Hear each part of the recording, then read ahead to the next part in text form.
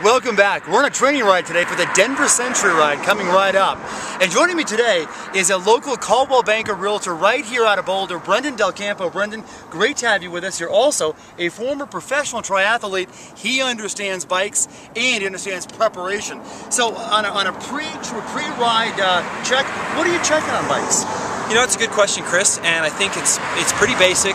One, you want to know your bike, so take the time to get to actually know what you're riding. But if you don't know and you want to do a couple of checks, make sure all your little screws and bolts are tight. You know, you can tell if they're loose. Make sure your saddle is on there nice and tight. Most people have a quick release. You want to make sure it's straight and all that. Your brakes are adjusted properly. Make sure that you have there's some nice tension on the brakes. The brake pads are actually not so worn down that you're going to be in trouble in the ride. Check to make sure your wheels are also nice and tight on there, and then everything is, you know, just spinning well. With your chain, you know, go get some Simple Green and take your bike in the garage, spray a little Simple Green on there. Oh, yeah. You know, wipe it down. This bike could use that, I think. It absolutely could, Chris. This is kind of embarrassing. I'm a little embarrassed. Yes. You know, you can degrease all that. They sell all great tools. You don't need to have somebody professionally do it. You can do it yourself. Put a little lube on the chain and then just wipe the excess off.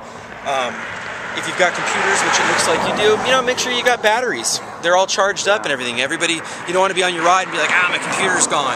Right. So, right. Yeah, but other than that, I think, you know, those are just the basics of the bike.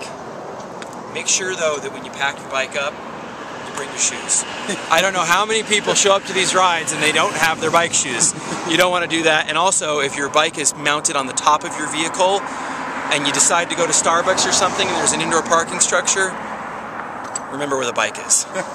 That'll be a big mistake. Well, Brendan, we appreciate you taking time out of your busy schedule selling houses here in Boulder and giving us some great tips on how to make sure that the Denver Century Ride and really every ride you go on is a much more fun ride, a better experience. We're lucky to be in Colorado with all this great cycling weather and cycling terrain. For more information on the Denver Century Ride or more training tips, be sure to go to denvercenturyride.com.